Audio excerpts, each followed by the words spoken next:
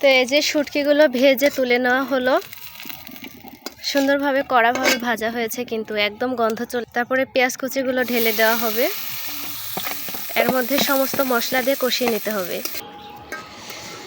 এখানে মশলাগুলো কষিয়ে নেওয়া হচ্ছে, মাছগুলো এখন ঢেলে দেওয়া হবে। এই তো মাছগুলো ঢেলে দিয়ে এখন আর একটু ভালোভাবে নাড়াচাড়া করে নিতে হবে। তো হচ্ছে এই যে মাছ দেওয়া হলো, তো মাছ দিয়ে সুন্দরভাবে নাড়াচাড়া করা হচ্ছে।